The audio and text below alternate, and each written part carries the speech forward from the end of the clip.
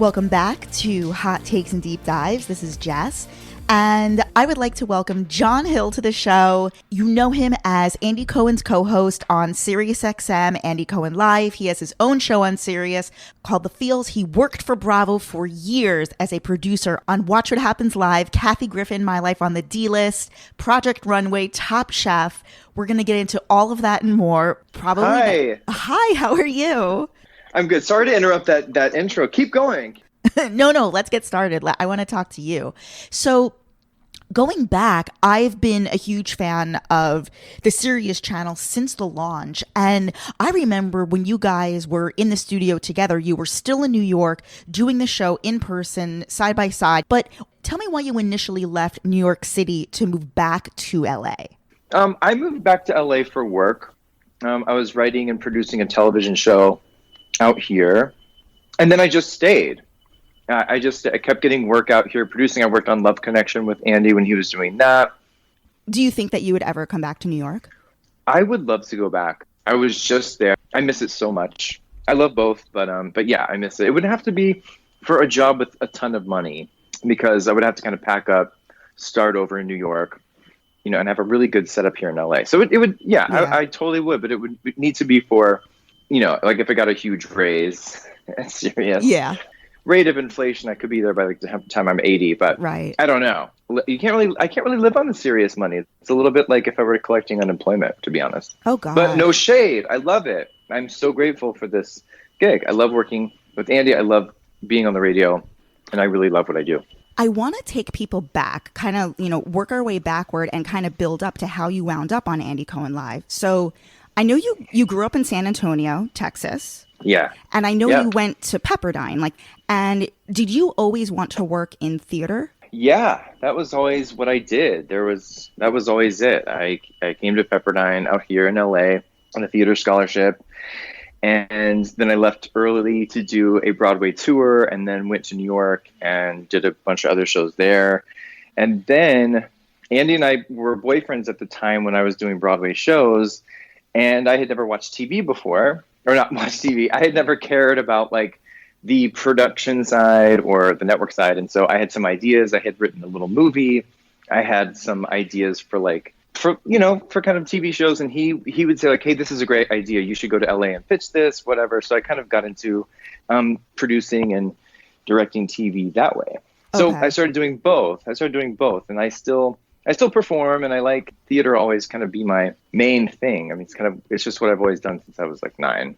So what was the lead up to you getting cast in the original cast of Hairspray on Broadway? Yeah. So Matt Morrison, who became Link in Hairspray, was my part at Fender. So that's who he was. And then this guy, James Carpinello, was Link. Then James left the cast while they were still in rehearsals to go do a movie. He went to the movie Face Off, and Matt was bumped up to Link. And so it left a open role. The whole thing had been cast. They were in rehearsals. They were about to go to Seattle for an out-of-town tryout and then come to Broadway. And they had this hole. And they needed a guy to come in and replace Matt. They needed like a same-day replacement because they were about to leave. Everyone was panicking. And Craig was like, I know this guy. Go and will you come to this audition and just like read for them and just like you'll get the part. I showed up and there was like a million guys there. It wasn't as easy as I thought it was going to be, but somehow I'll do the short version. We danced first, and I'm not a great dancer, so I just got in front and I was like, look, I got to be somewhere, so I'm just going to get cut first because I know I'll get cut. I mean, you assumed that you would get cut? Yeah. Because I just thought if it were. I had not really done dancey musicals before because I wasn't a great dancer. I was an okay dancer, but I wasn't like a great dancer.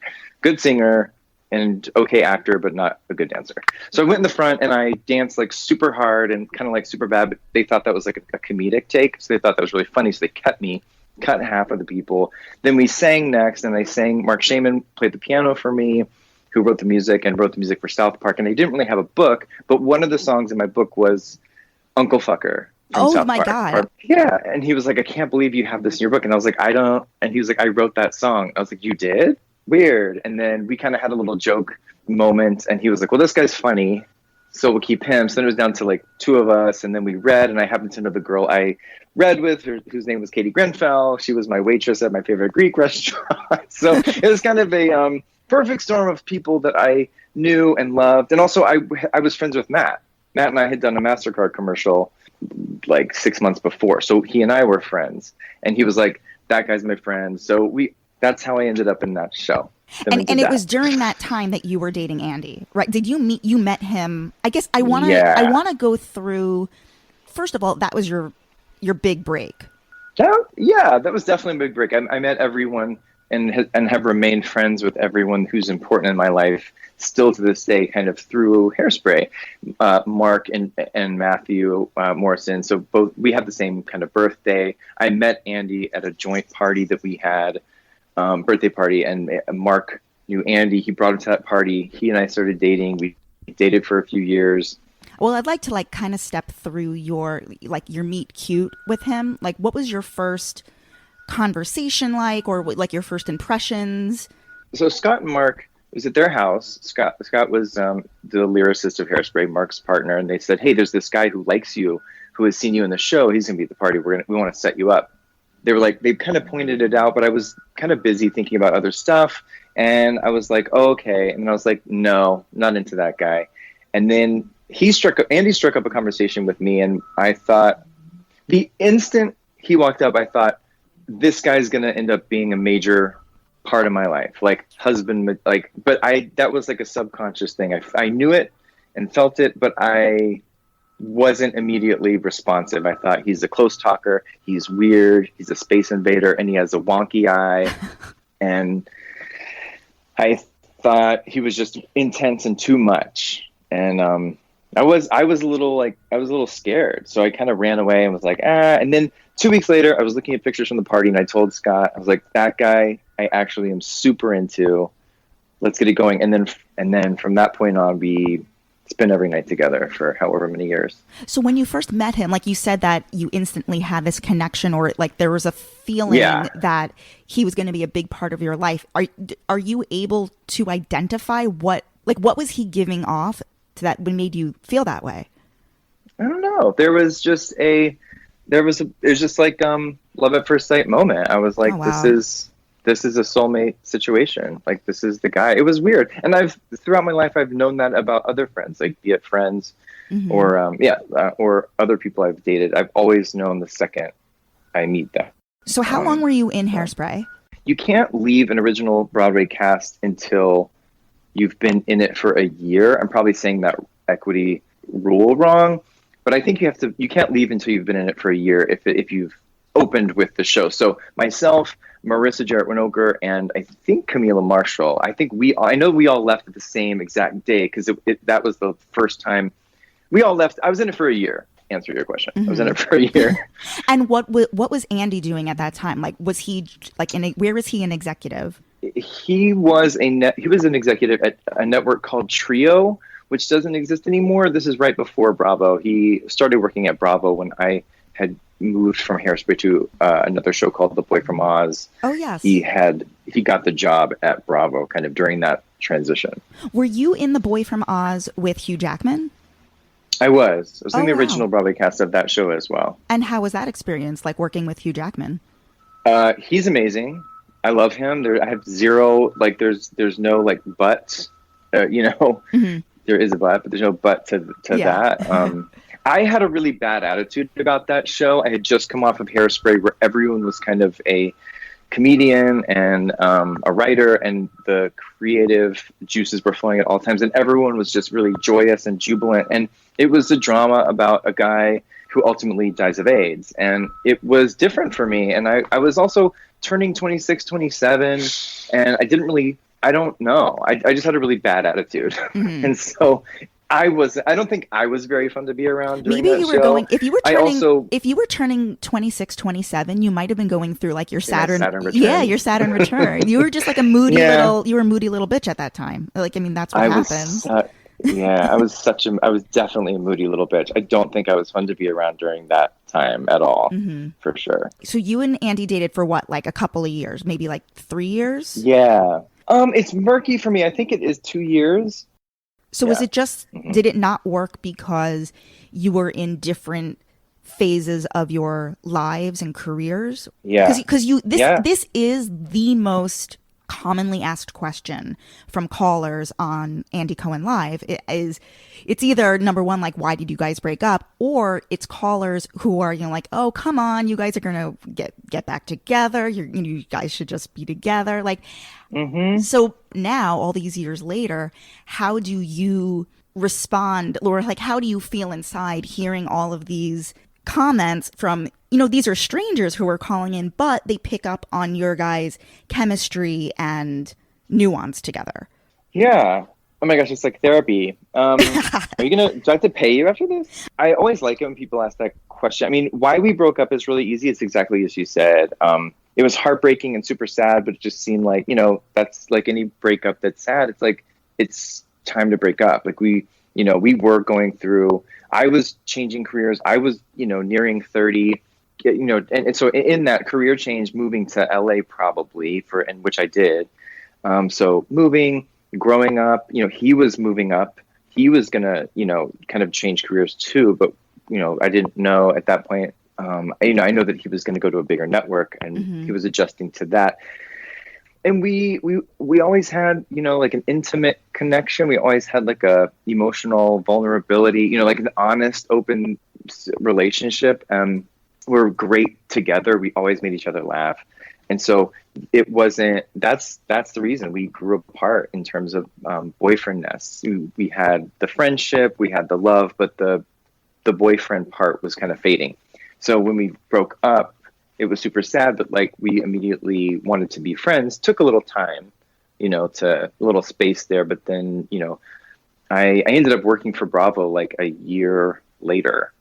I started doing Project Runway, Top Chef, a dance show that doesn't exist anymore. So I started working out here in LA. He was in New York at Bravo. I was out here working on shows for Bravo. So we kind of stayed connected. And in terms of the show, the morning show we do, we are doing the show. We started doing the show because of that relationship. It's not one you see very often to gay guys, especially who are exes who have a connection and are co-hosts. And we knew that. That's the reason why we are doing the show together and started doing the show together, because it's a dynamic you don't see. And it's one that's really common. There are so many people who are friends with their ex, and there's so many benefits of hearing two people dissect an issue together that have a past like that and still love each other and respect each other. And when people ask, why don't we get together? It's because not exes, are exes for a reason, and they don't always want to get back together. Maybe it was during the Love Connection time when you guys were working on that together, and you did the Love Connection Diaries, where like you guys really like got into the therapy of your relationship. That was like an awesome series that you guys did for SiriusXM. I mean, I know you like had a breakdown in one episode, which was... I had a breakdown. Well, yeah, never... It's like notes to self, like never record while you're in the throes of like 12-hour production. Because like you get exhausted and you like... That's rough, complicated. You must have known very early on in the process that he was... I guess, like, when did you find out... When did he first tell you that he was actually going to begin the process of surrogacy? He leaned over to me in a break. We were interviewing people out here in LA, and he was like, I'm investigating, looking at, I forget the company, the company that like, you choose your egg from, or, you start the process of having a kid. He was like, I am talking to the people at blah, blah, blah. And I was like, what is that? And he was like, he explained it. And I was like, oh my God. And I thought, he just was kind of like, I'm going on a fishing expedition, kind of like to see what it would entail and all that. And I thought, wow, that's exciting. And it seemed very the right time. It seemed very natural. And because there were other people that we knew who had kind of done, Bruce and a bunch of friends who had gone through it. So it wasn't shocking. Also, at his age at the time, it just seemed perfect timing. There have been times in his life where he said, made claims about certain stuff, and I'd be like, "You're so full of shit." But it was so like, even just like I said, like with meeting him, like there was a unspoken knowledge that I was like, "Oh yeah, that's what's gonna happen." It's like almost like the baby's already here. Like I knew, like I had no doubts whatsoever. I know that's not an interesting answer, but I had zero doubts.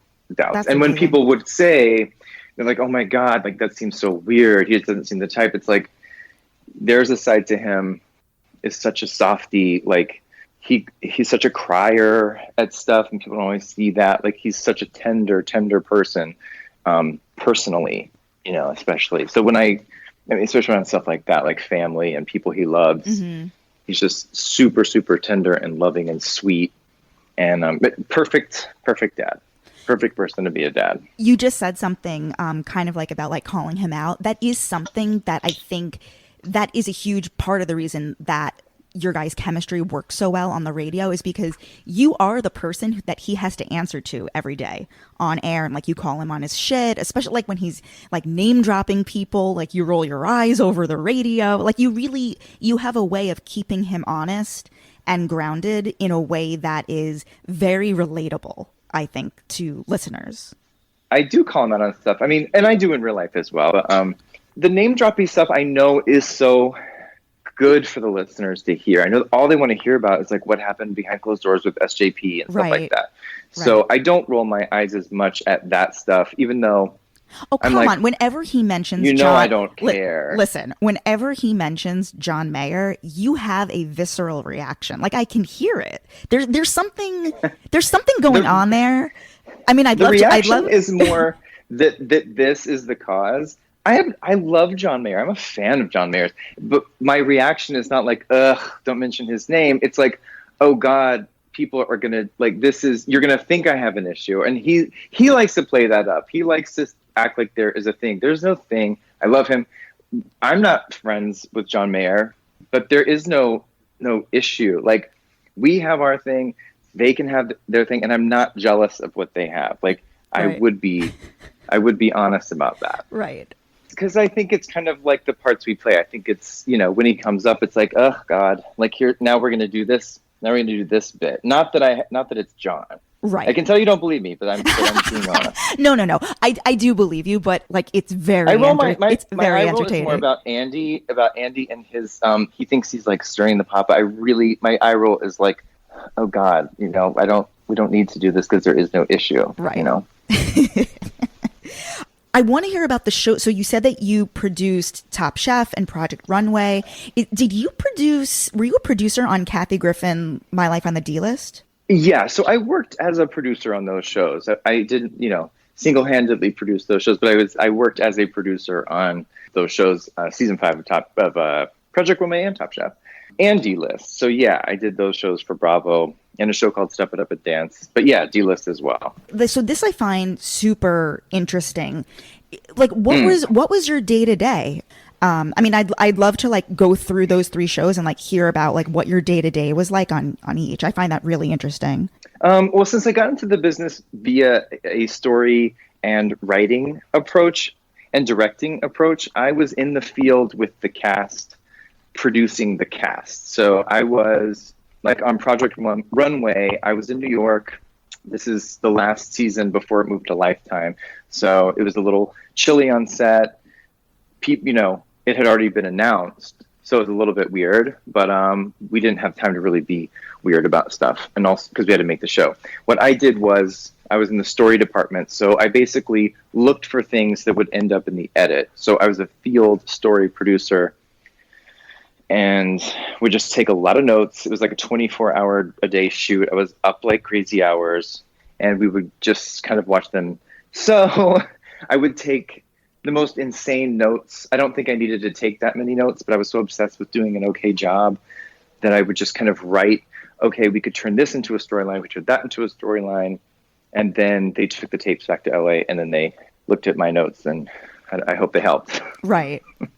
So I was in the, and then same with Top Chef, and then D-List was a little bit of a different vibe. Kind of writing on the spot, helping the improv of like, okay, here's the story, here are some things that'd be funny. I wouldn't, we weren't union writers, but it was like, here are some funny bullet points that you could do. When you say writing on the spot, do you mean like giving lines? Not verbatim, because she's so good at doing all that. I think it's more of a bullet point. Like, it'd be funny if, like she had to go get a recipe from her mom for Paula Deen, and the joke obviously is that she doesn't know how to cook. It's more just like kind of support for this comedic bit that she's going to then take and make hilarious. So it's not like, hey, here's some lines. If then she said some things in scene that were hilarious, we might do the scene again. She would improv it, and then we would all know what things were hilarious, and then maybe go through it again and get different shots. And then sometimes giving her lines, just kind of suggesting things. Then she would put it in her own words. Right. On the subject of Kathy Griffin, were you guys friendly during the filming of that? 100%. I loved her. Yeah, she was awesome to me, great to me. And when I would see her outside of shooting, she would one time she was driving down Santa Monica Boulevard. I was picking up dog food, and she screeched her car over and waved and was like, "Oh my God, hi." We sat down, she pet my dog, and we were just we chatted on the sidewalk for 10 minutes, and she was super cool to me. I learned a lot from her. She was very, very, very, very cool to me. Yeah. And I know she was real life friends and extremely cool with definitely Andy Cohen, but very, very close real life friends with Anderson Cooper. Were you what was your reaction the way everything went down, or what was your reaction to the way everything went down, after she was fired from CNN? And then, maybe it was even before that she started her kind of hate campaign against Andy. I'm curious for your perspective on that whole manifestation. I don't know. I still relate to people who are rich and famous and this is probably I should work on in therapy, but from kind of low down in the totem pole looking up, kind of wow, I wish I had those problems. I love all of those people, including her. So because I only can go on my experience, she hasn't, gone on a hate campaign against me, because no one really knows me. So there's no, my experience with her has been, I can only look at the evidence, and that is, she's been great to me. She's been honest to me. She's been fantastic. So, and we've worked well together. We worked really well together. So that's my experience. And the same is I can say about Andy and Anderson. So I kind of am oh God, these rich, famous people, and kind of laughing off. I wouldn't want her mad at me. Right. But right. I don't know anybody who would ask for that. But I also would be devastated to lose a friendship with Anderson, and that would be incredibly hard. I used to watch them on New Year's Eve, and that was what I had on TV. It was really hilarious to me. And I always thought that is so funny. They're a great pair. So not to mention that she was so close with Gloria Vanderbilt.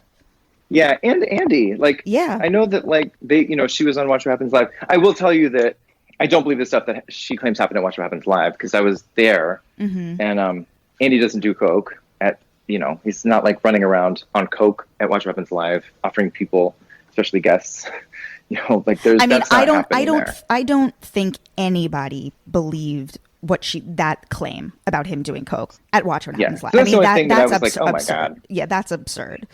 Yeah, and it's not oh gosh, that's across the line. It just literally is not true. I do think, if I can just say one more thing, one more thing, I think the root of her issue with Andy was that she was the face of the network, and now he's the face of the network. She had a late night talk. She had her talk show. Yeah. And then that got canceled. And I think that was right around the time that Watch What Happens Live went 5 nights a week. And I think she saw that basically he replaced her in a way. He definitely replaced. She was the face of Bravo for a decade, a really long time. That's very true. I could see how that could be true. People love Kathy Griffin, on the DList especially. It's legendary. So it's not oh my God, I'm on this side or that side. I can only say my experience, and that she has been beyond great to me, and same for Andy, and for that matter, Anderson. At least to my face. Yeah. Talk about your time actually working at Watch What Happens Live. What was your role there? I was a writer. I was a supervising senior producer, or the other way around. I mostly put together jokes and scripts and stuff like that. We weren't technically writers. Our job was more of a creative joke, working with Andy, to put together that night's show, Models and Jackals, the way, he worded certain things, and really just working with him. And they're an amazing team. I started in 2012 and was there until I left in 2016. Oh, okay. So that's a good chunk of time. Yeah, that was a dream job. I moved back to New York for that job. I loved it. What were some of the crazier things that you bore witness to during that time? Probably my own behavior is my would be my answer. What do you Probably mean? the downward spirals I had several times. What do you mean? Well, I don't know. I mean, I'm a very emo person. I had moved to New York. I was in a relationship at that point that was like a 5-year relationship, and he was in LA. He was going through a career transition, and I didn't want that relationship to end, especially for a job. So I was going, but it did. So then I was in New York, and I was working for my ex-boyfriend, and then my current boyfriend and I had broken up because of this show. And it was never jealousy, like, oh my God, you're working for your ex-boyfriend. Oh my God, that was never a big deal. They were friends. It's all good. It was more internally, I was like, what are my life choices right now? You know, is this really what I want to be doing? And at the end of the day, I had done that job. So it was good to move on. But I was just kind of, I think, you know, we were stuck together in a tiny office at that point every day. Who was stuck in a tiny office? All of the staff, we were kind of in a tiny office. Okay. And I think for me, I had just come off a job where I was a showrunner. I don't know. I'm not putting it into good words, but it was just not my behavior. I mean, I think I was just kind of like a restless. I wasn't always fun to be around there either. But in terms of Bravo people and talent, I don't have a great answer because once the people showed up and I had done my job since 11 in the morning and we started, you know, when they went live, I kind of was like, all right, trains left the station. Bye. What happened with Jillian Michaels? So she was not cool to one of the staff members, I believe in the talent department. And then she wigged out. You know what? I'll say this. What the craziest stuff that I witnessed, and I can't name names. I love naming names, but I won't out of respect. I did see like 4 or 5 people who were publicly sober sneaking booze. Really? Like, you know, like, yeah, I saw a few people do that. Which guests were more nightmarish than others, like while you were there? Nightmarish? To us, it was the people who didn't talk much.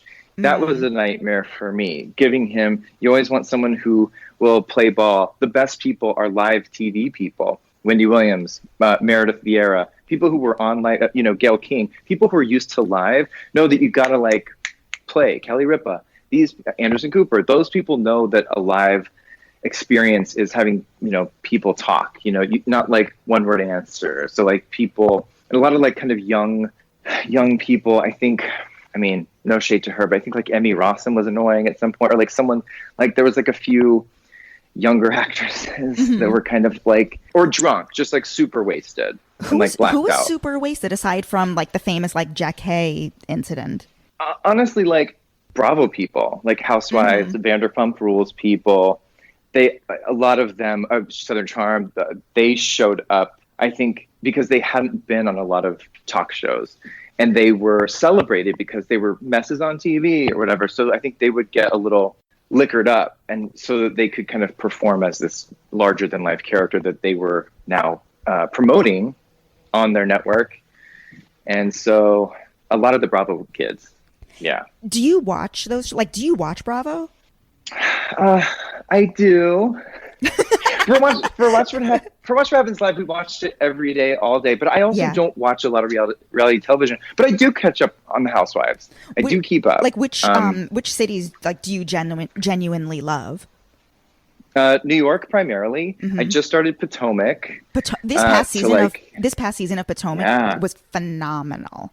Yeah, that's why I started watching it. Everyone wouldn't stop talking about it. And also, I feel like it helps me in my job. I used to be like, I'm the one who like doesn't watch Bravo, but that leaves me out of the conversation. So it does me no good to like not watch. During the time that you were writer and producer on Watch What Happens Live, like were there any like memorable housewives that came through that you had like a funny interaction with, or you observed something interesting about? They were all so sweet. Like Sonia was so nice. Carole, I kind of knew. Countess Luann, everyone was just like beyond nice. I think most of them knew that I was Andy's friend, so I never was on the receiving end of any craziness. I mean, Ramona was larger than life. I guess Ramona was like the biggest character that I encountered, but it was like as expected. Did you happen to watch the season of New York where Bethany and Carole, like their friendship fell apart? Yes. So that was when I was at Watch What Happens Live. that was the one where at the reunion, Carole, who got the job as a housewife because she was friends with Andy, like she told him that he was full of shit, and that which eventually led to, that didn't lead to her firing, but the end result of that entire season was she was off the show. But aside from that, their real life friendship ended as well. What did you make of all of that? I think that when people go on television, especially a reality show, things get distorted. You get distorted about how you're perceived, how you were perceived, and how you perceive yourself, and what your impact is, and whatever. And I think it is really hard to stay who you are. Like Bethany does a great job, and I think it took a long time, but she does a great job of what you see is what you get, truly. Yeah.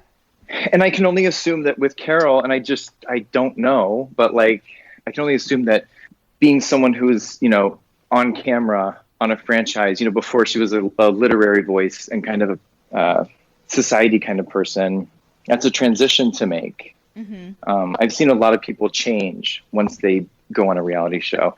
I don't know as much about her and Andy being not friends because I don't think they were that big of buddies to begin with. I know they were friends. For example, in one of his books, I think it was his second book, he writes about his Christmas party, like planning his Christmas party that his annual Christmas party that he was throwing at his apartment.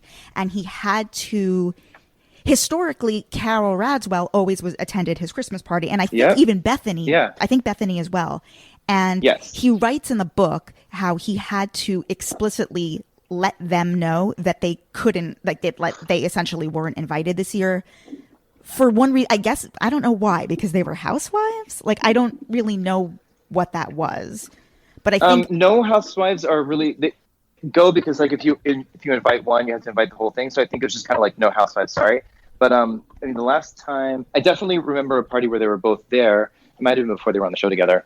But then I think maybe that rule just stayed, or maybe he said like, "Hey, you're going to be there. You're going to be there." I don't know. I think the drama might sound bigger than it is, like in the personal realm. Were you at the Christmas party when Madonna came? Yes. Ooh, please talk about that. They said Madonna's over there, and I said, "Oh my God, wow." I don't give a shit. Great. Like, are you just like not into her the way Andy is? And I'm into her fine, but like, what was I to do? You know how like some people have that fandom gene? People who grow up idolizing and sort of like what it means to be a fan. You don't have that, right? No, I don't. I want to be idolized. Harvey Fierstein was a big idol of mine, so when I got to work with him, I did kind of freak out, but after 2 seconds, we were just great friends. Yeah. Oh, funeral, whatever. You actually have one more credit I have to talk to you about. You you were one of the producers on Tori Dean Inn Love, where they like bought that Tori Dean Inn Love. Bed and breakfast. Yeah, where they had the bed and breakfast. So here are my questions. Number one, did they really buy that in? Number two, how much interaction did you have with Tori Spelling? I don't know if I'm allowed to answer the first one. I think I did sign an NDA. I will say that they do not own it any longer. Okay. If they did own it. But we were there a lot of times filming. And as far as my interaction with Tori, I was with her every day. So me and my friend Michael, these are back in the days when these shows were just skeleton crews. So again, I was like a director, writer on the spot type of person to kind of throw ideas out at her. So it was just me, her, Dean, and my friend Michael when the cameras would roll. So it was us. It was every day, all day. I went to Europe with them. You did? Oh my God. We went to Scotland. We went to England. Was that to promote the show? No, we were shooting. We shot episodes over there. We went to Toronto. We shot episodes over there. They went on a tour. And I also worked on the first season doing scouting to try and find the bed and breakfast, the right place. That's so interesting. Huh. Yeah, that was my first big job. I had done another show that didn't air. Tori Dean was like my first show that was on the air. I was a producer. I was making a show happen, and I just was working super hard. And it was learning. I was working on a major learning curve. And Tori was very, very cool to me. So was Dean. There was a lot going on. She had just given birth. She's a hilarious person, and I was really grateful for that job. Aside from the one-man show that you just debuted. What else are you working on? Like, what's coming next? I pick up a lot of jobs as a consulting producer on shows. I would come in and help with scripts. I'm shopping a show right now. I just finished another pilot. So I think right now is a little bit of a transition time. I've stopped taking reality show jobs. I did that for so long and it kind of ate my soul. And so selling scripted shows and also acting more, performing more, that's what really makes me happy. And the radio makes me super happy too. I love and it. performing the show live is great. So yeah, like one-offs. I don't want to get locked into a long shoot that's going to take me away from these things that I love. You're such a lively performer and like you're such a great host on the radio. Everybody listen to Andy Cohen Live and The Feels. And where else can people find you? On Twitter, I'm at The Boss of You. And on Instagram, I'm just John Arthur Hill. That's on Patreon. I have so many like awesome, cool new subscribers. I kind of started it as a joke, but people could like pay a small fee or a larger fee to get Helvetica content. And that's been really amazing because I started to hate her less when she could kind of perform for people that I knew wanted to see it. Why would you hate a character that you created? Well, I don't hate it, but it's kind of like I don't write it beforehand. I literally just put on the wig and make stuff up. And I don't watch it back. So I hope people know that's like, I hope people don't watch and say like, oh, he planned this out, this stuff. So I don't know. I have like, I don't hate her. I love her. It's great. This has been so much fun getting to know you and chatting with you. Thank you so much. Thank you so much. I'm so happy to meet you. And thanks for the support. And thanks for asking me those questions that I didn't think anybody would care about. Be sure to follow me on Instagram, JessXNYC, if you aren't already. The show account is Hot Takes Deep Dives, and we'll see you soon.